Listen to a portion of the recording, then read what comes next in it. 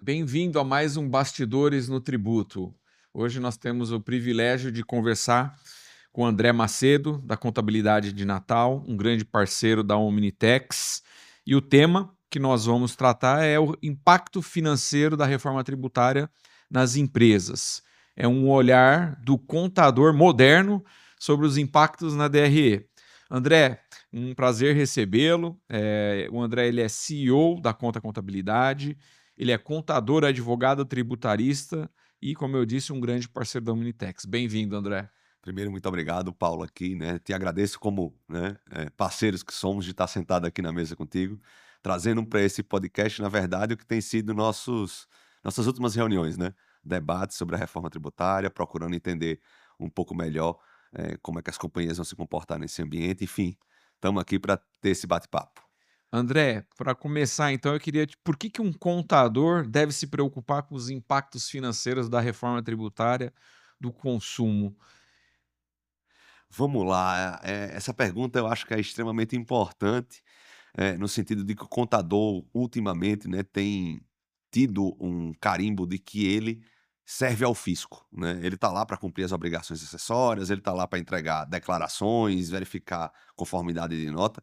E contabilidade, na verdade, é muito mais que isso, né? A contabilidade, na verdade, ela tem a técnica de mensurar a variação patrimonial. Nossa principal entrega não são declarações, nossa principal entrega é o balanço patrimonial, consequentemente, todas as demonstrações financeiras que lá estão atreladas. E a reforma tributária vai entregar um novo foco à contabilidade. O contador atual, né, na verdade, o contador deve começar a se preocupar com relação à reforma tributária, porque agora o crédito amplo e restrito, ou seja, dentro da reforma tributária, tudo que eu consumo enquanto empresa me gera crédito para que eu tenha um débito a qual vai incidir na minha venda de mercadoria ou na minha prestação de serviço, né? O contador que simplesmente está preocupado com livros fiscais, ele não vai ter a capacidade de entender o negócio como um todo, principalmente porque a reforma tributária com relação aos créditos vai mudar a visão de lucro, vai mudar a visão de caixa.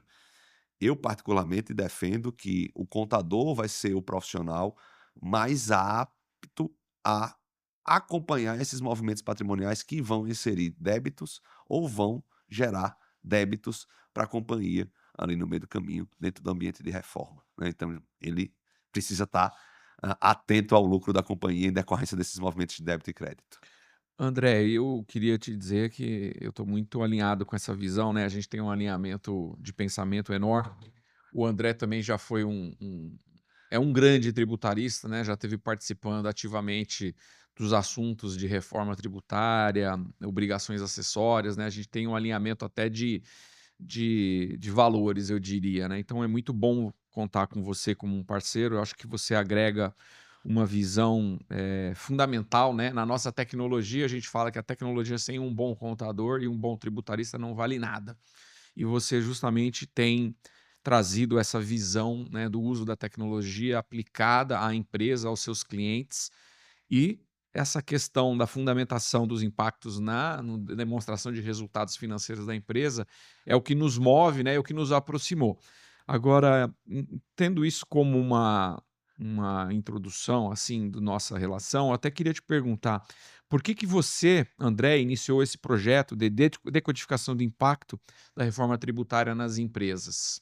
Eh, essa pergunta é fundamental, porque, na minha visão, Paulo, as companhias estão muito preocupadas, ou na verdade não estão preocupadas com o ambiente de reforma, porque fala de transição, do que tem que fazer a respeito ali do sistema, o que é que tem que colocar nas notas fiscais, mas a maioria das companhias não estão preocupadas se quando a reforma tributária estiver implementada, ou seja, quando a gente chegar lá em janeiro de 2023, a forma que você opera hoje, seu negócio continua de pé ou não. Tem situações que claramente a gente imagina que precisam ser remodelados os negócios. O que é que a gente tem visto no país hoje? Muitas vezes a gente está dentro de um ambiente que serviço foi menos tributado do que mercadoria.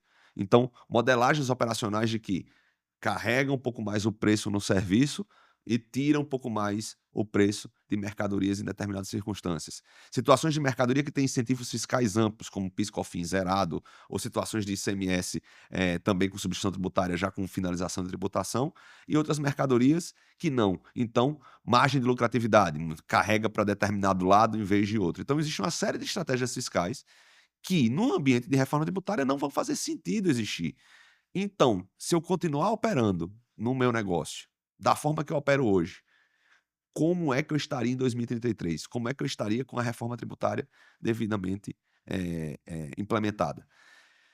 Porque, no final das contas, a questão, o debate aqui nos negócios não é se você tem mais carga tributária ou menos carga tributária, é se você tem lucro ou não tem lucro. A companhia, no final do dia, tem que saber se ela se põe de pé ou não.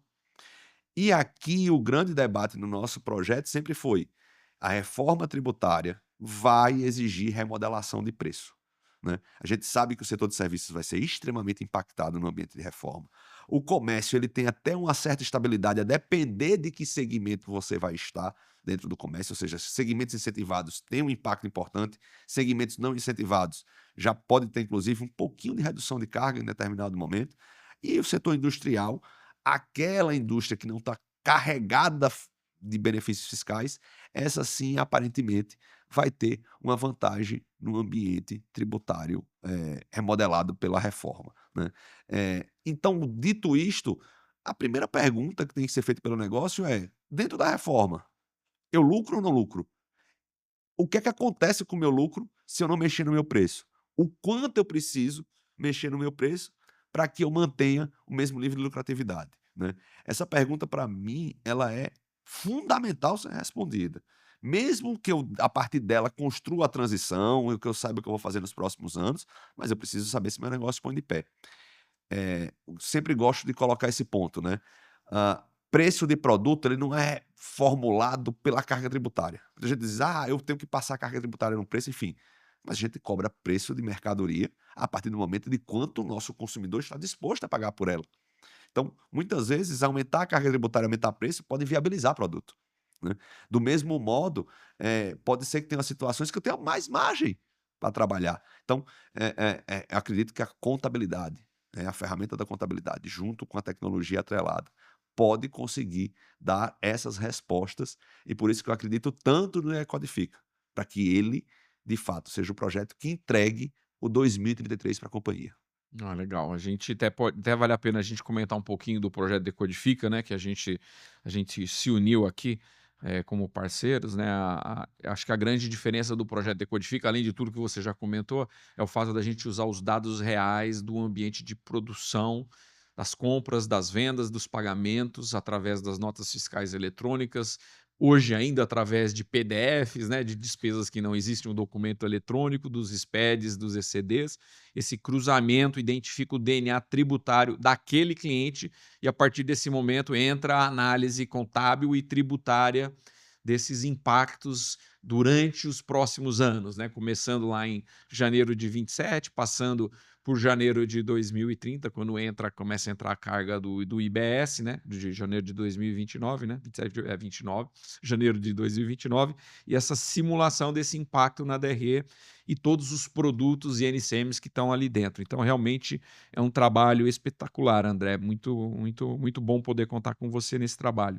Agora, esses trabalhos da Decodifica, quais são as principais linhas da DRE que são mais impactadas? É a receita bruta, a receita líquida, o custo médio de mercadoria vendida, a margem, despesa, caixa? Como que a Decodifica como que ele tem tirado esse diagnóstico de cada uma dessas empresas que a gente está atuando? Quando a gente olha no final, né, a linha que a gente quer, de fato, enxergar nessa conta, né, Paulo, é a linha do EBITDA, né, é lá a linha para os negócios que importa se eu estou gerando riqueza operacional, né, o EBITDA nos entrega essa condição. Quando a gente olha para o ambiente de reforma tributária, se eu não, né, acho que tem 2 pontos que são fundamentais. O primeiro, quando eu vou fazer a análise, eu não modifico o preço.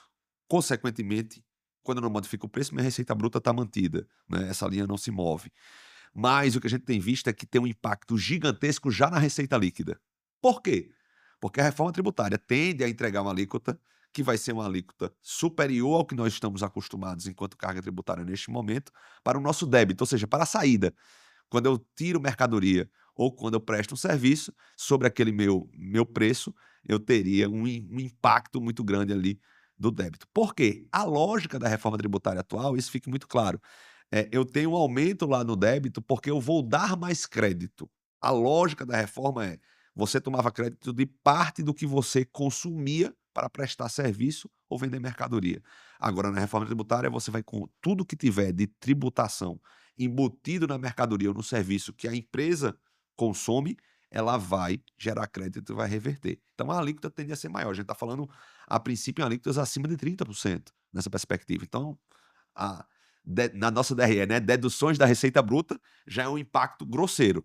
Esse impacto, obviamente, ele tende a ser ou deveria ser mitigado exatamente não mais pela linha do CMV, né, ou do custo do serviço prestado ali no meio do caminho, porque essa linha, em teoria ali eu vou ter um pouco mais de crédito do que o que normalmente eu tenho, porque eu tenho créditos normalmente em decorrência dessa operação, mas a linha das despesas operacionais sim, essas são extremamente impactadas, porque eu preciso enxergar ali, daqueles valores que estão na DRE, o que é que vai me gerar crédito a partir do cenário da reforma. Então, eu tenho uma linha de deduções de receita bruta muito impactada, porque o débito, ou seja, eu tenho mais carga tributária ali sendo cobrada, em compensação, eu consigo compensar, né? Enfim, eu consigo trazer um pouco mais créditos para essa linha para chegar lá no final do EBITDA, né? Óbvio que a outra análise que a gente faz é o quanto de receita bruta eu preciso subir, ou se eu tenho a oportunidade de reduzir essa receita bruta para que o meu EBITDA seja mantido. Por exemplo, uma das operações simuladas que fizemos, né, que tratamos aqui, e estou falando de operação simulada com um parêntese, Paulo, lembrando o que você colocou, né? É simulada em decorrência das operações, nas simulações que nós vamos construindo, mas ela se baseia em dados que foram realizados. A companhia, a gente vai lá e traz os dados do que aconteceu, né? Então, nas simulações em decorrência dos dados que aconteceram na companhia, não é dado imputado, né? Não se imputa nada nessas nossas análises. A gente vai lá e diz, por exemplo, a gente viu que uma operação, o preço para manter a EBITDA precisava subir 8,5%. Então, para a companhia, como dado estratégico, se você não mexer nada, se seus fornecedores continuarem os mesmos, o tamanho de simples nacional, não simples nacional da sua cadeia de despesas operacionais e da sua compra de mercadoria, se você não alterar nada, você vai precisar subir 8,5% para manter seu EBITDA. Ou, se você não fizer absolutamente nada com relação ao seu preço, você perderia 29%, 29,2% de EBITDA nesta É um impacto opera gigante, né? gigantesco. Além de ser um impacto gigante, ele é um impacto assustador, André. Eu confesso que quando a gente chegou a esses números, né, base em análise de reais dos dados de um cliente, eu fiquei até surpreso, né? Porque a gente tinha no conhecimento popular, né, que a reforma para o comércio, para o varejo, ia diminuir a carga tributária e não aumentar a carga tributária. Perfeito. Só que o que você explicou é, ali em cima no DRE, né, na parte de receita bruta, de margem bruta, na verdade está sendo impactado, naquele caso daquele cliente, naquelas operações que ele faz no dia a dia, em 8,5%. Perfeito. E quando você analisa, se você não aumentar o preço em 8,5%, você terá um impacto de 29% no EBITDA. Imagina o dono dessa empresa Dessa falando assim, informação. poxa, mas a reforma não ia ser boa? Fala, calma lá, ela pode ser menos pior ou ela pode ser boa se você conseguir se creditar na margem líquida, né? Que é na parte de baixo da DRE. É isso mesmo, André? Exatamente, ele precisa ter um olhar ali quando a gente for enxergar, dizer: "Olha", quando a gente faz análise, a gente olha lá embaixo nas despesas operacionais e diz: "Olha, no formato que sua DRE se encontra, você tem despesas que são potenciais geradoras de crédito e outras despesas que não são geradoras de crédito pela análise própria da reforma". Exemplo mais clássico, despesas com pessoal, folha de pagamento não vai gerar crédito de IBS e CBS, né, então tá lá na sua DRE, só despesas com pessoal que não vai gerar nada. Então, é um exemplo. Tem outras despesas que vai depender da forma que você vá consumi-la.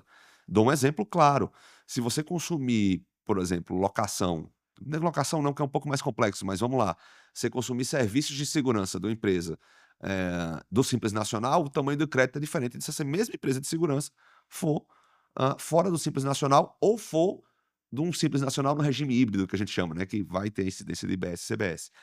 Então, como você olha essa cadeia de compras, de indiretos, vai ser fundamental dentro do ambiente da reforma tributária. Talvez essa seja a grande transformação operacional que as companhias precisam ter. Ela precisa controlar a sua cadeia de compras agora, não mais só da mercadorias e serviços que estão lá no custo. Ela precisa olhar para os indiretos também, porque aquilo ali vai ser potencial gerador de crédito, né? Então, eu acho que esse é o grande impacto. Por que digo isso? Porque na linha de débito não vai ter muito o que fazer. Se eu vendo perfume, a tributação, o débito sobre o perfume tem uma certa simplificação entregue pela reforma tributária. Eu não tenho muita massa de manobra. Eu não vou ter regimes especiais específicos, como a gente trabalhava, questões de ICMS, né, envolvidas, questão de PIS e COFINS de monofasia, por exemplo, na perfumaria que eu estou citando aqui agora. Isso não vai existir. Então o débito vai estar posto. Onde é que eu vou trabalhar? Nas minhas compras de indiretos. É espetacular, né? Eu acho que essa conclusão, né, na compra dos diretos, primeiro, né? A tendência de se ter um controle muito maior, tanto em diretos quanto indiretos, porque nas compras dos diretos você tem que exercer o crédito amplo e restrito, assim como nos indiretos. Perfeito. Se o seu fornecedor é do Simples Nacional, o que acontece com o Simples Nacional, André? Qual que é a visão nessa análise financeira da DRE sobre compras de diretos e indiretos de empresas do Simples Nacional? Como que eu resolvo esse dilema novo? Esse é um grande desafio, tá? Inclusive, um recado para quem está no Simples Nacional, eu sempre gosto de dar esse recado. Quando a reforma tributária foi ser votada e que tinha-se discussões nacionais a respeito dela, disseram para os contribuintes do Simples Nacional: olha, podem ficar tranquilos que vocês não vão ter impacto nenhum. Inclusive, tem um dispositivo constitucional lá que diz: olha, fica mantido o regime diferenciado das micro e pequenas empresas, lá. E parece que quem era do Simples Nacional disse: isso não é comigo. Deixou a situação lá quieta, isso não é comigo, então isso não vai me impactar. Entretanto, tem duas observações para quem é do Simples Nacional. A primeira é que tem que se lembrar que quem está no Simples Nacional e está dentro de uma cadeia de fornecimento de mercadorias ou serviços, dentro do B2B, né? Ou seja, comercializa para empresas, né, seus produtos ou seus serviços, essas empresas podem ser consumidoras de crédito de IBS e CBS. Então, aparentemente você não está na reforma, mas você vai competir com alguém que possa entregar créditos de IBS e CBS, ou você no Simples Nacional vai entregar créditos irrisórios ou muito pequenos, a depender da faixa que você se encontra. Então, o seu serviço, por exemplo, de R$ 1.000 pode ser mais caro para uma empresa do que um serviço de R$ 1.200 prestado por alguém fora do ambiente de Simples Nacional. Por quê? Ele pode, dentro dos R$ 1.200, estar gerando, vou fazer uma conta fácil aqui para ficar claro, né? Ele pode estar gerando R$ 300 de crédito de IBS e CBS, ou seja, de fato o custo do serviço é R$ 900, enquanto alguém que está no Simples Nacional pode estar gerando R$ 50 de crédito de IBS e CBS, ou seja, o serviço de quem está sendo prestado, que está sendo prestado pela empresa no Simples Nacional, custa R$ 950, Ou né? seja, e o cara tem um outro lá que custa 900. E tem o cara 900 1.200 que é menos 1.200 os menos créditos. 300 custa 900 contra 950 da empresa do Simples. Perfeito. E o cara do Simples está achando que os 1.000 dele é diferente dos 1.200 do lado de fora, né? Então acho que esse é o primeiro ponto de alerta para quem é do Simples Nacional, tanto para quem é do Simples Nacional, para quem está consumindo do Simples Nacional, obviamente. E o segundo é que eu tenho insistido, apesar de ser uma voz até um pouco mais minoritária dentro do mercado, que o Simples Nacional vai morrer por inanição para quem está no meio até numa cadeia de B2C, né? Por que digo isso? Mesmo vendendo ao consumidor. Do B2C. Até na cadeia do B2C. Por quê? Porque é difícil hoje você pensar em empresas, mesmo do Simples Nacional, que não consumam serviço e mercadoria de quem não é do Simples Nacional. Vamos pensar num pequeno supermercado de bairro. Ele vai comprar, a maioria dos produtos que ele compra são de indústrias gigantescas. Ele vai comprar o leite, o café, o arroz, o feijão. Isso não vem de produtores locais ali pontualmente. Quando essa indústria vai vender para esse mercadinho, com convicção ela vai vender com IBS e CBS dentro. Consequentemente, esse mercadinho vai ter que jogar fora esses créditos. Ele vai pagar mais caro, mas não E vai conseguir aproveitar o crédito, e vai ter o preço dele vai ser mais caro para o consumidor final, e o consumidor final vai comprando do lado. exatamente. Então, hoje a gente vai ter uma cadeia do Simples Nacional, que seja a cadeia dos pequenos ali, que só transacionam entre Simples Nacional, e uma cadeia maior em cima. Por isso que eu digo que o Simples Nacional deve morrer por inanição. Vai fazer sentido o Simples Nacional ainda para algumas companhias? Obviamente que vai. Isso eu estou falando de forma genérica. Se a reforma tributária tivesse uma conta definitiva para os regimes fiscais que a gente tem hoje e dissesse que vai para o lado A e vai para o lado B, a gente não estava falando do Decodifica aqui no meio do caminho, nem estava fazendo cálculos e simulações no meio do caminho. Não existe receita de bolo desculpa, na reforma tributária. Não existe fórmula pronta. Mas o que a gente tem é tendências. Pelas tendências, a gente já está conseguindo indicar algumas questões, nem que seja para recomendação de dizer, dá uma olhada na tua operação, faz a conta de novo, para ver se ela se põe de pé e o que é que acontece. Sou Simples Nacional, compro de pessoas que não são Simples Nacional. Opa, pode ser que eu tenha um impacto aqui no meio do caminho, pode ser que eu tenha que ir para o híbrido, pode ser que eu tenha que entender aqui o que vai acontecer. O que eu preciso entender vai depender de imagem de produto, vai depender de uma série de circunstâncias no meio do caminho. Ô André, quando você. Ficou bem claro o impacto nas compras diretas, né? Que é ali em cima na margem bruta, e aí você falou muito de indiretos também, né? Quais são as principais despesas indiretas, né? Ou compras indiretas que você falou, que podem gerar, o que geram esse efeito de compensação, que são os créditos? A gente tem vocacionado nossas conversas, né, Paulo, sempre um pouco mais para o varejo nesse início, né. A gente sabe que, dentro do varejo, a gente vai ter uma parte que de fato não é geradora de crédito, como eu falei, despesas de pessoal, por exemplo, mas, despesas que comumente não são geradoras de crédito, quer dizer, comumente não podem gerar nenhum tipo de crédito para o varejo, exceto algumas situações muito pontuais, regimes tributários específicos, mas os custos de ocupação, né, que são importantes no varejo, vão passar a ser geradores de crédito, né, sobre aluguéis, de bens móveis e imóveis, passa a ter incidência de IBS e CBS, que não tinha do ISS, né, até não tem do ISS no momento atual. E isso vai ser uma despesa importante do varejo, vai ser geradora de crédito, né. As terceirizações, os serviços prestados por terceiros, né, toda aquela cadeia, contabilidade, administrador, serviços advocatícios, né, todos esses, pessoas que estão ali no meio do caminho, prestam serviços para as companhias, vão ser vai ser possível gerar crédito através dos serviços prestados por eles, né. Claro, de novo, vai depender da cadeia lá que ele está envolvida, qual é o regime tributário que ele opta, mas as companhias precisam olhar para essa parte ali também, né, que normalmente ela olhava o preço final e acabou, né. A gente também ali na parte de indiretos, você precisa ficar muito atento, a despesas que a gente chama de despesas auxiliares ali no meio do caminho, né. São despesas que às vezes, você está embutido em alguma outra conta e não está de forma clara, aquela despesa para vocês. Por exemplo, notas de débito entre prestadores de serviços e colaboradores ali no meio do caminho, né. Também é muito comum a gente ver que a companhia vai lá, existe uma nota de débito, a pessoa tem um reembolso de passagem, hospedagem, alimentação durante aquele período. Dependendo do formato que tiver ali naquela conta, né, a empresa pode ter crédito, como pode não ter. Então essa é uma despesa que a gente sempre vai lá, né, e chama a atenção pelo formato, né, no meio do caminho.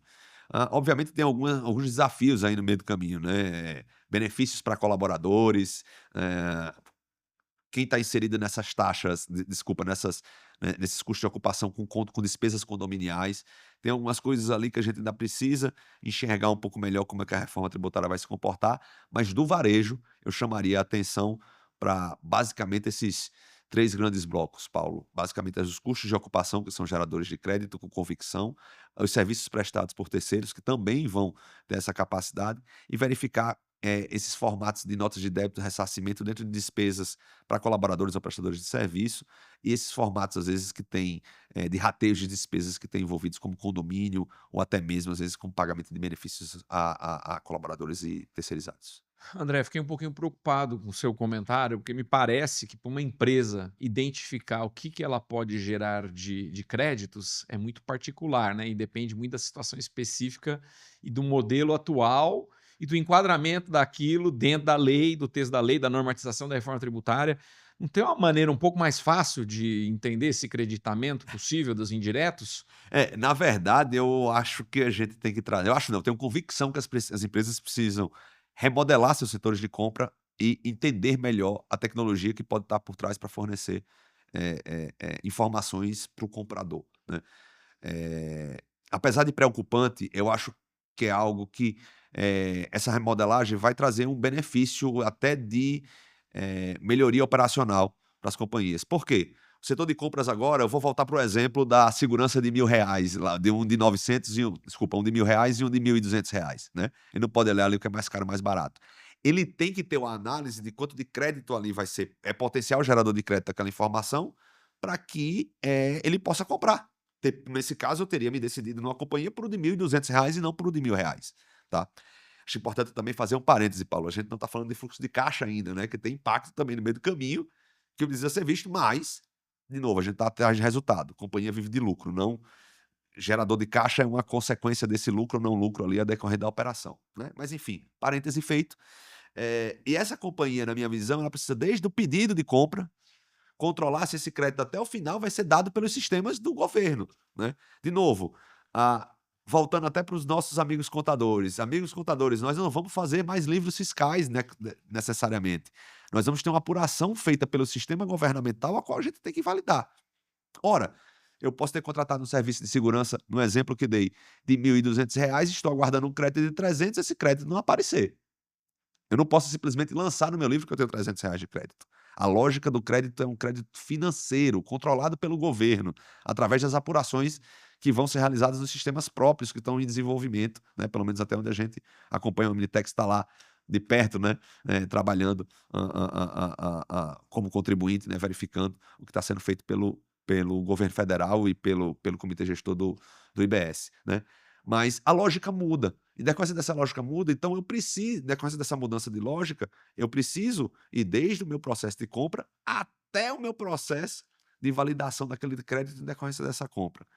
De novo, Paulo, é preocupante porque é novo, mas eu acredito que a gente está dentro de um novo paradigma de que contadores e companhia precisam se adaptar a essa realidade para trabalhar em parceria e ser um validador, né, do ambiente. Precisa ter validação do que o governo está te entregando. E essa validação só vai acontecer se você, desde o ambiente de compra, estiver muito consciente de como esse caminho, né? Comprei, recebi o serviço, recebi a mercadoria, recebi a nota fiscal decorrente daquela situação, aquela nota fiscal precisa estar validada nesses sistemas para poder ser geradora de crédito, verificar se meu fornecedor pagou ou não o IBS e CBS que está ali dentro, para me gerar o crédito no meio do caminho, mesmo pago, verificar se no sistema está aparecendo como crédito para poder usufruir na hora de ter o meu débito. Isso ainda sem falar de split, de pagamento e todas as outras circunstâncias que vão aparecer no meio do caminho. Bom, a gente tem aqui que gravar uma série completa, né, André, sobre essa reforma, né, mas eu fiquei especialmente interessado nesse papel do contador que você estava destacando, né, como muda a figura, né, a apuração vai mudar, a apuração agora vai ser apuração governamental, uma apuração assistida, e o papel do contador então acompanhar toda essa mecânica nova e validar se a empresa conseguiu exercer o máximo possível de créditos em suas compras diretas, suas compras indiretas.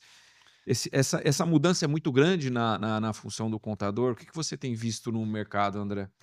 Eu tenho visto ainda no mercado uma preocupação legítima que nós estamos tendo com tudo que vai acontecer com relação às obrigações acessórias, especialmente com relação aos documentos fiscais, né. Então, nós como contadores, isso é um olhar para dentro, né, nós vivemos de conformidade, né. Contador não vive, a primeira linha dele é se ele conseguiu cumprir aquelas obrigações ou não. Ele não olha logo para a linha do lucro. Eu tento, pessoalmente, entender que a companhia vive do lucro, eu preciso estar brigando por esse lucro junto com a companhia. Mas não é a primeira linha de ataque que um contador olha, ele está olhando para a conformidade. E a reforma tributária hoje, com a conformidade que ela está entregando, é justamente as modificações dos documentos eletrônicos. A gente já tem alteração aí para 1º de agosto, eh, posta definitiva, apesar de todas as prorrogações que tiveram, né. A gente tem uma série de novos documentos fiscais que estão sendo trazidos, né, para esse escopo, e eu vejo que os contadores estão muito preocupados em atender esse grau de conformidade, que é legítimo, repito. Entretanto, eh, o contador agora, como mensurador patrimonial, ele vai cada dia mais perder importância na apuração fiscal propriamente, mas ele precisa estar atento exatamente para que ajudar a companhia, na verdade ajudar não, acho que além disso, ele ser o grande executor da companhia, de entender tudo que ela comprou, tudo que ela vendeu, quanto isso tem reflexo dentro do IBS e CBS, verificar se os créditos que ela está ali, em tese são potenciais créditos que ela deveria ter gerado, se foram gerados ou não, se a forma que eu estou consumindo é uma forma mais eficiente de eu ter ser gerador de crédito ou não ser gerador de crédito, né. Então, eu acho que a contabilidade vai caminhar no sentido para ser mais contabilidade e menos fiscal, eu acho que é preciso dizer isso. A gente vai ter muito mais importância de um balanço patrimonial e de uma DRE, né, que não vai dar mais para ter DRFs fictícias ou faz de qualquer jeito aí, porque a nota fiscal não chegou, porque tudo tem que ser eletrônico, tudo tem que vir via nota, né, tudo tem que estar lá devidamente, registrado. E essa importância vai ser dada para o contador ser mais estratégico nessa análise, do que ele está preocupado com conformidade. Eu imagino que a reforma tributária, apesar dessa salada toda que a gente está conversando aqui, Paulo, quando ela estiver implementada, a gente vai ter um uma menor exigência de conformidade do contribuinte, tá. A gente ainda tem que lembrar que ainda vai permanecer imposto de renda, contribuição social, todos esses tributos que não estão envolvidos com a reforma tributária sobre o consumo vão existir. Declarações, tudo isso vai existir. Mas, a tendência de documentação eletrônica, de registros que vão acontecer, vão exigir menos fiscalmente, do contador, ele precisa ser mais estratégico. E aí a meia culpa que eu estava falando lá no começo, é que, eh nós, contadores, normalmente não estamos enxergando esse viés consultivo que nós precisamos entregar. E na minha visão, com tanto dado eletrônico como contabilidade hoje não se faz sem tecnologia, né? Não, até de pequenas companhias é impossível você executar qualquer tipo de controle fiscal que não seja através de tecnologia, não vai dar para ser consultivo sem tecnologia atrelada. É, essas novas tecnologias, né, que a gente está falando, também estão sendo criadas pelo fisco, né? A apuração assistida é uma nova tecnologia, tanto da Receita Federal quanto do comitê gestor. A gente tem a própria split payment que você estava falando agora também, né? Que vai dividir o pagamento ali no momento do pagamento daquela fatura, né? Daquela nota fiscal. E a gente vê cada vez mais o fisco se digitalizando, né? Talvez uma nova onda tecnológica. O que que você está enxergando nisso em relação ao fisco? Tem muita a gente tem muita fantasia, né, também nesse ambiente fiscal, né. Eu lembro lá atrás, quando a gente estava brincando em algumas conversas, dizia que a Receita Federal tinha um T-rex lá que vivia o BBB tributário lá no meio do caminho. Isso é uma conversa de 15 anos atrás, que existia fortemente, né. O que a gente tem que reconhecer de fato é que a tecnologia que a administração tributária brasileira detém hoje para controles fiscais é reconhecida mundialmente. Claro, dentro desse não dava para ser diferente dentro dessa salada tributária que a gente vive. É um sistema extremamente complexo. eh, Nós brasileiros temos a capacidade de ter invenções tributárias, e isso não é culpa só do governo, até mesmo às vezes até do legislativo, às vezes até mesmo do contribuinte, né. Tem algumas questões que vêm nós contribuintes, precisamos fazer meia-culpa também dessa salada que vivemos, porque nós queremos regimes diferenciados, nós queremos, tirar nosso produto daquela linha de regra geral, enfim. Dentro da minha reforma tributária isso também aconteceu, mas As é exceções, outra né? conversa, as exceções lá no meio do caminho, mas o ponto é, a o governo, ele, né, a administração tributária, ele tem tecnologia hoje, como eu disse, reconhecida mundialmente, e ela para que a reforma tributária se ponha de pé, ele precisa ter um sistema robusto. A minha grande desconfiança nesse processo é ver esse sistema funcionando, né. Por que isso? Porque já tem declarações públicas do SERPRO, por exemplo, que coloca que para processar um ambiente de split payment dentro da reforma tributária, ele vai precisar ter nível de processamento 154 vezes maior do que o Pix tem hoje. Nossa senhora, meu Ó o Deus. monstro que é a reforma tributária no aspecto tecnológico, né. Quando abre aquelas telinhas lá que o SERPRO apresenta de como vai vir, né, os documentos fiscais que viram ROC, né, que viram, informações de consumo, de operações de consumo, né, registro de operação de consumo, para ela é transportada para vários sistemas. Isso, CBS de um lado, IBS, que são municípios e estados, do outro lado, dentro do comitê gestor. Enfim, tem um desafio tremendo. Achar também que o governo vai acertar tudo, eu também acho que não, possível, não vai ser possível, a gente vai ter muitos mecanismos de adaptação aí no decorrer do tempo. Mas não dá para duvidar do governo brasileiro enquanto capacidade de processamento, de acompanhamento, das operações fiscais, enfim, de níveis de processamento. Eu acho que quem estiver jogando, pela ineficiência da administração tributária, vai estar dando um tiro na água importante e pode levar companhias a viver, situações muito complexas. André, você também teve um período que você trabalhou do lado do balcão lá do fisco, parece, né, ou na prefeitura, né, e você estava comentando toda essa tecnologia da apuração assistida, do split payment, necessidade de processamento. E eu também estava lembrando aqui que muitos dos documentos eletrônicos, ou a grande maioria, ainda não existe um ambiente centralizado, né? É uma autorização estadual, uma autorização municipal e uma tentativa de se estabelecer um padrão de nota fiscal de serviços eletrônica e uma série de novos documentos eletrônicos que tendem a vir com um processamento mais centralizado, né? Então você pega a NF3E, a NF-Com, lá na Procergs, no Rio Grande do Sul. Como é que você como é que o governo vai conseguir centralizar todos esses documentos, botar em produção todos os novos, janeiro de 27 e ainda apurar? Esse essa é uma grande pergunta, Paulo, porque, bem lembrado, como eu de fato participei, né, eu fui secretário de finanças em Natal, na minha cidade, de 2009 a 2012, já faz algum tempinho, né. E depois disso pude, assessorar a Abrasf, que é a Associação Brasileira de Secretários de Finanças das capitais, São Paulo, a Macapá, participam desses ambientes de estudo técnicos. Eu tive a oportunidade de coordenar, né, a Câmara Técnica Permanente da instituição por mais de 10 anos, até pouco tempo atrás.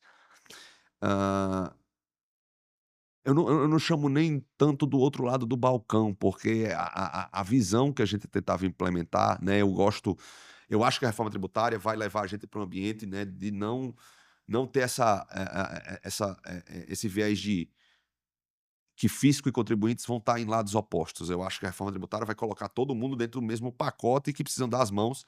Isso talvez a gente já esteja experimentando dentro dos ambientes que estão sendo criados de teste, trazendo contribuintes para as validações, né, dentro dos grupos de trabalho que são desenvolvidos, enfim. Mas trazendo esse ponto, né, a nota fiscal de serviço eletrônica, à época que eu estava à prefeitura, era um grande desafio. A nota fiscal de serviço eletrônica nacional era um grande desafio que se tinha. Eu pude implementar em Natal a nota eletrônica, tinha iniciado antes da minha gestão e depois, a gente precisou adaptar sistemas e tal. Mas, por exemplo, a gente tem visto agora que a maioria das prefeituras estão tendo uma série de dificuldades de aportar um projeto nacional, que começou dia 1º de janeiro de 2026, né. Ou seja, 14 anos depois ainda era o desafio que desse tempo que eu estava à prefeitura, ainda era o grande desafio de muitos municípios brasileiros. Claro que a gente vive hoje um ambiente de tecnologia muito maior, mas, temos que lembrar que o Brasil é gigantesco, né, nós temos vários países dentro de um mesmo país, com realidades totalmente distintas, níveis de contribuintes distintos, níveis de administrações tributárias distintas, e esse desafio, eu acredito, eu ainda vejo com com alguma desconfiança de que a gente vai ter algumas postergações de modelo, ainda vai ser obrigado a ter input de dado, de forma manual nessa transição da reforma. Não acredito que essas modelagens estejam todas prontas e testadas, e falo isso com base nas experiências que foram tidos de grandes transformações fiscais eletrônicas que aconteceram nos últimos anos. A nota fiscal eletrônica mesmo, que hoje a nota se que o ICMS se utiliza, né, vamos assim dizer, numa linguagem mais popular do ambiente empresarial, ela demorou muitos anos para se consolidar. Quem não lembra, os validadores dando dando pau lá, né, parando de funcionar ou travando, ou estados que, por exemplo, o estado de São Paulo teve que desenvolver sistemas paralelos da nota fiscal do consumidor eletrônica, porque se ele entrasse no portal nacional, ele desligava, né. Então a gente tem a realidade passada, quer dizer, o nosso passado nos entrega um certo grau de ceticismo com o futuro nas documentações eletrônicas. Mas não falo isso com um ar de não aposta ou não querer que funcione, pelo contrário, eu acho, de novo, eh, é o caminho que a gente tem que perseguir, só não acredito muito nos prazos que estão postos. Isso é amadurecimento, né, eu acho que isso tudo vai acabar ajudando muito o Brasil, né, a gente está trabalhando para que dê certo, porque o Brasil mais uma vez mostra ao mundo que é possível fazer um IVA com um sistema de split, com uma apuração assistida, né, quem sabe a gente não vira uma referência mundial como a gente já é nos documentos eletrônicos. E o papel do contador continua muito importante, né, em todo esse cenário que você elaborou. Eu acho que é um contexto perfeito, né, para um novo papel do contador, que é um papel estratégico, analítico, de entendimento dessa cadeia, né, de créditos e débitos nos diretos e nos indiretos, na DRE, né, no EBITDA. Agora, eu queria falar um pouquinho sobre o projeto Decodifica, que a gente está implementando em alguns clientes, né? E por que que, explica um pouco para a gente a metodologia desse trabalho e por que que você considera uma metodologia única e por que que ela se diferencia do que se tem visto no mercado? O que eu acho que a grande diferença que o Decodifica entrega é que todos os ambientes simulados que nós viemos até agora, né, ou pelo menos que, a gente in procurou olhar para o mercado, todos eles tratam ou pelo menos, necessitam de que eu impute informações a respeito daquela companhia, né. Dou um exemplo claro, eu preciso dizer lá qual é o meu preço da minha mercadoria, do meu serviço, sem tributação, incidente sobre ela, a tributação atual, né, o que a gente chama do preço limpo de tributos. Isso parece simples, mas não é. Quando eu olho para minha cadeia de fornecimento, pior ainda, porque eu preciso ter dentro de um viés, olhar para como o meu fornecedor enxerga a tributação. A grande riqueza do Decodifica é que ele estabeleceu uma metodologia a qual, através da leitura de documentos fiscais e de escriturações fiscais, ele, claro, trabalhando dentro de presunções que são aceitáveis para que os valores que sejam trabalhados dentro dessa leitura detalhada de cada documento fiscal, ela consiga entregar que preços seriam esses praticados, tanto por mim, enquanto empresa que ali estou sendo simulado, quanto pela minha cadeia de fornecedores.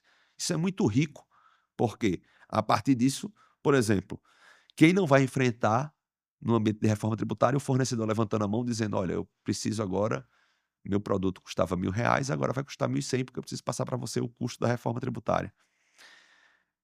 A gente precisa entender se, de novo, isso vai ser uma fala, é uma fala coerente ou não coerente dentro do ambiente de tributação que ele enfrenta, né. Eu preciso verificar minimamente ali, porque ele pode estar se utilizando, né, não pode estar indo de boa fé, se utilizando forma para ajustar preço, né. Então essa metodologia que o Decodifica entrega, eu acho que é a grande riqueza, né, que para que ela se ponha de pé, pressupõe-se a existência de dados reais, ou seja, dados do passado do cliente, que ali está nos entregando. André, essa metodologia, né, ela chega ao nível da DRE. Como que você consegue saltar no processamento dos XMLs e das escriturações financeiras e contábeis para a DRE da empresa? Como é que esse link acontece na metodologia? Ah, esse link é um link que você primeiro constrói uma DRE de trabalho, que a gente chama, é a nossa primeira base. Com base na DRE que está entregue pela escrituração contábil digital daquele cliente que nós estamos fazendo, daquela empresa que nós estamos fazendo a análise, né. Então, a partir desta DRE, né, metodologicamente ela é construída, tudo com base nos documentos fiscais e na escrituração fiscal que ela é colocada. O cliente valida essa DRE, diz: "Olha, essa é a sua DRE, você de fato, quando você olha para a operação e lá embaixo, o seu EBITDA é esse?", né. Então a primeira pergunta que ele entrega é esse: "De fato, no exercício que vocês estão analisando, o meu EBITDA, vamos supor, deu R$ 1.000.000. A minha receita foi essa, tem algum ajuste aqui pontual no meio do caminho, mas meu EBITDA foi realmente um EBITDA de R$ 1.000.000". E a partir daí, a gente começa a fazer links de documento fiscal com cada lançamento contábil que é realizado e é feito uma é tratado aquele dado que está na DRE com base nos elementos fiscais. Vou voltar para o exemplo, da segurança lá, da despesa. Quando eu olhei para aquela despesa de segurança, está lá, no documento fiscal, ele aponta que ele não é simples nacional. né? Nitidamente aquele cara não é do Simples Nacional. Se ele não é do Simples Nacional e ele me cobrava R$ 1.200 pela prestação de serviço, eu sei que lá dentro ele paga um PIS/COFINS, né, que a gente estabelece lá na nossa metodologia, que ele é presumido, ou seja, então tem 3,65% de PIS/COFINS. Na nota fiscal ele está dizendo quanto ele paga de ISS. Então eu fui lá para o documento fiscal dele e vi, vamos supor, 5% de ISS. Então eu sei que aqueles 1.200, eu não vou fazer a conta aqui porque eu acho que não é objetivo, mas aquele 1.200 vai dizer, olha, nesse 1.200 aqui ele tinha 3,65% de PIS/COFINS e 5% de ISS. O preço dele sem carga tributária é esse. E a partir desse preço eu transporto isso para a DRE e calculo quanto de IBS e CBS ele terá. Como? Pela nota fiscal dele, ele está dizendo que tipo de serviço ele presta. Eu vou lá para as tabelas de correlação entre o ambiente atual tributário, que são códigos de serviço, para o NBS, que é a Nomenclatura Brasileira de Serviços, que passa a ser adotado na reforma, para ter um C-Class Trib e ter uma tributação de IBS e CBS incidente lá no meio do caminho. Então, toda essa montagem é construída documento a documento, lançamento a lançamento.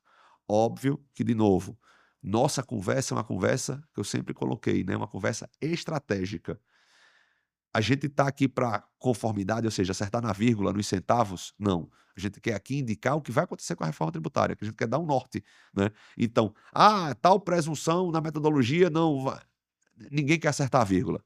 Agora a gente quer acertar o que vai acontecer com a companhia. E a gente tem, né, por essa metodologia, uma convicção de que o número que é colocado lá dentro, ele é suficiente para uma decisão estratégica ser bem tomada. É impressionante. Eu trabalhei com você aí, né, nessa metodologia, a gente conseguiu chegar num nível de detalhe impraticável na maior parte das companhias de tecnologia, né, aqui no Brasil. Então, realmente, a gente consegue chegar na DRE simulada ou construída a partir dos documentos eletrônicos de compra, de venda e de pagamento, preciso com o DNA daquela empresa, aquela DRE. Então a precisão é cirúrgica e ela é confrontada com a realidade. A gente encontra lá os indicadores de qualidade do processamento Perfeito. e das divergências, né, André? A Exatamente. gente tem esses indicadores, né, que apontam a Isso. qualidade das amostras que foram processadas, né? Exatamente. A gente consegue ver lá o que é que processou, o que é que não, por quê, qual é aquele documento fiscal que está na escrituração que não apareceu. Enfim, a gente tem uma série de cheques aí no meio do caminho. De novo, conformidade, a gente sempre corre atrás, né? André, a gente está também. A semana passada foi a associação, o evento das empresas franqueadas e franquias, né? E quando você que conhece muito dessa rede, né, de franquia, né, varejo franqueador, você tem ali um conhecimento enorme, né? Quais são as principais recomendações para um modelo de franqueador franqueado que você poderia destacar para a gente? Esse é um segmento que vai ter um impacto importante no ambiente de reforma tributária, né, porque, o setor de franquias normalmente ele está estabelecido ali como o varejo de franquias, né, está estabelecido ali num fornecedor que, a franqueada desculpa, o franqueador normalmente ele cobra pela mercadoria e tem o royalties incidente ali naquele modelo. Isso não só para franquias, tá, mas a gente olhar a gente teve a tendência de jogar um pouco mais de preço por serviço, porque tem uma carga tributária mais reduzida no ambiente atual, e tirar um pouco o peso da mercadoria, né. Então, muitas vezes eu forneço mercadorias e serviços que estão atrelados. Tem situações que nitidamente é ISS, tem situações nitidamente que é ICMS, tem situações que os 2 tributos vão incidir naquela operação complexa qual eu tô o setor de franquias é um que tem essas 2 vertentes, né. E não vai fazer mais sentido ter divisão entre mercadorias e serviços no ambiente de reforma tributária. Então é um setor que precisa, especialmente os franqueadores, enxergar suas modelagens, entender que muitas vezes o ICMS ali também era cobrado por default dos seus franqueados, por mecanismos de substituição tributária, perdão, que aconteceriam ali para determinados produtos, e isso vai precisar ser reinventado, né, precisa ser revisto enquanto modelo. Rever o modelo significa dizer que acabou o modelo? Não, não é isso. Só precisa entender qual é a cadeia que ele está inserido e como franqueador, como é que ele se comporta. E franqueado também precisa se preocupar. De novo, se eu sou um franqueado no Simples Nacional, preciso começar a entender quais são os impactos que vão ter. Lembra do que a gente conversou sobre o Simples Nacional, está dentro de uma cadeia, comprando, perdão, de de contribuintes do IBS e CBS, né? Então tem todo uma complexidade que envolve este segmento, que é um pouco maior do que o varejo comum, porque eu tenho serviço, eu tenho sempre esse descarregado, sempre tenho essa válvula de descarregar valor no serviço, né? E isso não vai mais existir. Então, eu acho que essa é a grande recomendação aí para o segmento. O André, eu também me lembro, né, que a gente teve clientes que têm um modelo de franqueador muito descentralizado, né, onde o franqueador ele presta serviços de marca, de marketing, de layouts, mas as compras são descentralizadas nos seus franqueados e muitos deles no Simples Nacional. Nessa estrutura de hoje, quando a gente compara ela com as oportunidades da reforma, que são os créditos, esses créditos são inexistentes nessa rede, né? Precisa ser revisto. Esse é o grande ponto. Você pode ter, de fato, a necessidade de descentralização de compra dos seus franqueados, porque, de fato, as modelagens a qual tributária que eles vão estar encaixados exigem isso, ou você pode ser obrigado a voltar a centralizar as suas compras, né? Porque você vai precisar fornecer crédito de IBS e CBS. Então, isso a gente tem os mais variados tamanhos de rede, né? De novo, eu tenho visto também muito esse debate. Ah, agora eu vou precisar entrar para o IBS e CBS por conta disso e daquilo. O modelo tributário brasileiro não é sobre consumo. Você paga INSS sobre folha. Você paga imposto de renda e contribuição social, que dentro do Simples Nacional são todos incentivados. Tem que ter conta. Eu acho que esse é o grande ponto. Muita gente vai ter que centralizar a compra, vai ter que centralizar a compra. Muita gente vai ter que não ter na sua rede mais Simples Nacional, vai ter situações que o Simples Nacional vai ficar inviável. Vai ter gente que vai ter que ser Simples Nacional e compras descentralizada. Eu vou insistir na não existência de receita de bolo para a reforma tributária. Quem estiver vendendo uma modelagem pronta e acabada, sem entender quais são as margens do produto, né? Por exemplo, a margem de um supermercado é diferente da margem de uma loja de perfumaria, que é diferente de uma farmácia, né? Não dá para imaginar. E né, o quanto é o débito, o quanto é o crédito, ou seja, quantas suas margens, é isso que vai. Por isso que a gente insiste tanto na DRE, é isso que vai definir qual a modelagem tributária mais adequada para aquela operação. E as recomendações que saem do trabalho da Ecotifica, né? Como é que você vê essas recomendações na prática, né? O que que o trabalho apresenta e como que uma empresa consegue garantir que essas recomendações sejam implementadas no dia a dia, né? Eu acho que o primeiro ponto é a entrega de que se aquela companhia em 2033 se põe de pé ou não, né. Então, mais do que recomendação, é a entrega, né, é a entrega deste apontamento. Este apontamento, obviamente, vai entregar o quê? Olha, né, se põe de pé ou não, primeira coisa, se você não se põe de pé, primeira recomendação, você precisa comentar preço. Então, essa recomendação vai estar lá, claro, porque eu vou estar diminuindo o lucro, né, se ela não se põe de pé, porque o lucro dela foi embora, né. Então, essa é a grande entrega. Recomendações como consequência disso olha, eu não consigo mexer tanto no preço, mas ou independentemente do preço, eu vou querer ter mais margem. A grande recomendação é compras, é olhar para a cadeia de indiretos que ele tem, porque a cadeia de indiretos ali já está um pouco mais sedimentada, né, mas ela também tem uma oportunidade no meio do caminho, mas a grande recomendação é no compra de indiretos. Você precisa rever toda a sua cadeia. Você precisa rever toda a sua modelagem de compra e rever sua cadeia de fato, para ver se é gerador de crédito ou não gerador de crédito, qual é o custo de você ter um não gerador de crédito aqui no meio do caminho, né. Pode ser que seja mais barato, precisa rever, precisa ver, precisa fazer conta de novo, né. Então essa eu acho que é a grande recomendação. A segunda recomendação também que a gente tem visto olha para os seus processos de rateio de despesas, condomínio, notas de débito, eh, fornecimento de alimentação através de Serviço de informática?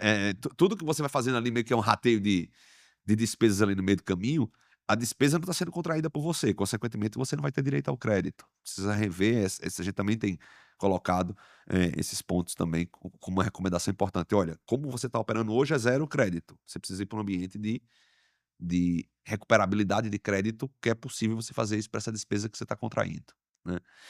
E o terceiro ponto é também entender ali o que é que de fato é sua mão de obra direta, que precisa estar na folha de pagamento, e o que é que de fato são situações que cabem terceirização. De novo, não é por um olhar simplesmente tributário. Essa última recomendação tem questões de natureza trabalhista, tem questões de natureza, inclusive operacional, precisa ser visto como um todo e não simplesmente pelo viés tributário, né? Mas a gente recomenda que essa cadeia, né, do que terceiriza, do que não terceiriza, quem é PJizado, quem não é, quem de fato é o PJizado le- legalmente pela, pela legislação, a gente não está falando aqui de burla nem de receita de desconformidade, né? Mas é preciso rever, também uma recomendação que a gente coloca. Então, de forma genérica, eu acho que esses 3 grandes blocos são os mais importantes.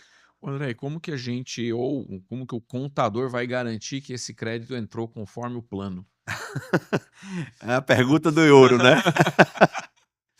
É a pergunta de ouro. Eu acho que hoje, para a gente ter isso, né, a gente precisa primeiro conhecer como é que o governo vai fazer essas coisas, eu acho.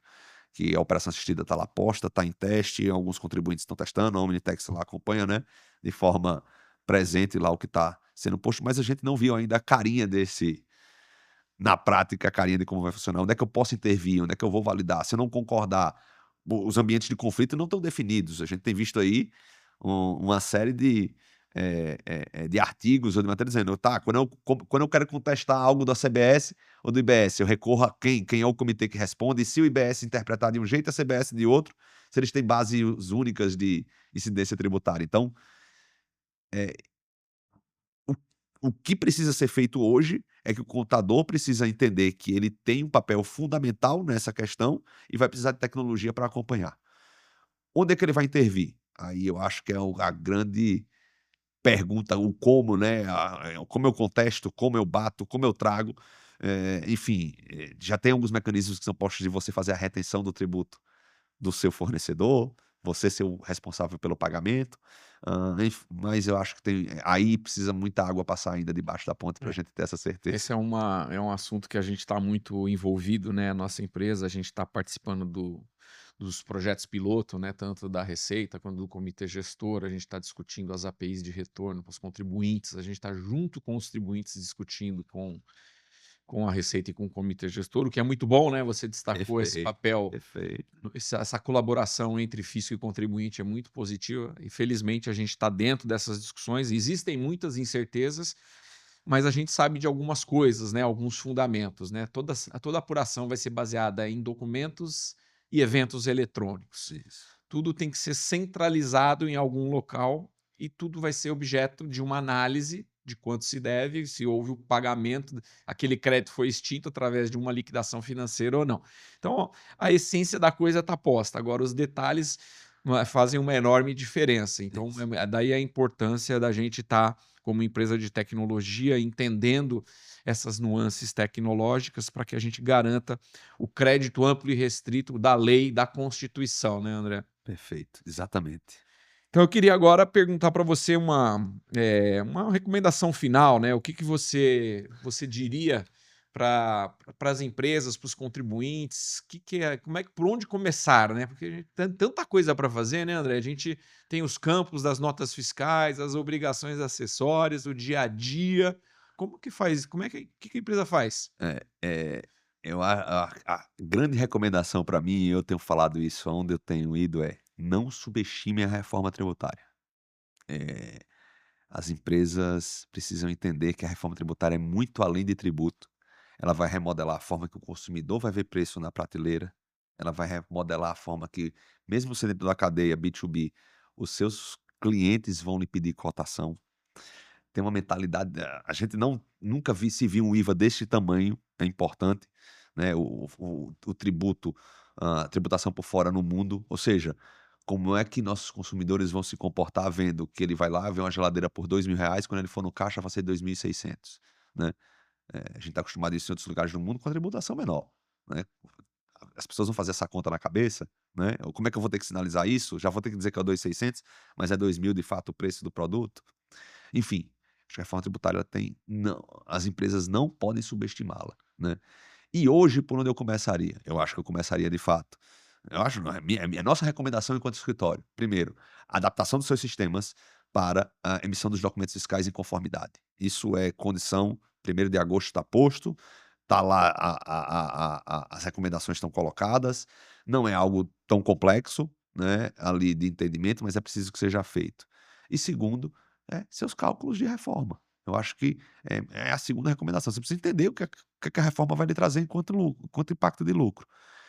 E terceiro, olhando para 2027, já ter um aprendizado, uma cadeia melhor adequada do seu sistema de compras, né, seu compras já entendendo que ele não compra mais só mercadoria ou só serviço, ele compra crédito tributário no meio do caminho, né, a partir de janeiro de 27.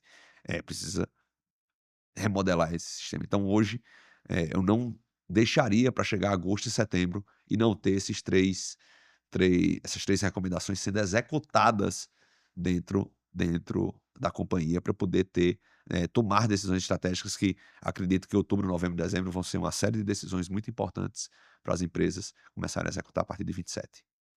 Bom, queria agradecer a sua participação, André. Foi muito bom recebê-lo. Queria convidá-los aí a assistirem os próximos episódios do Bastidores. Enviem as suas sugestões. A gente sempre traz aqui assuntos diretos, né, e que vão ajudar as empresas a navegar. Muito obrigado.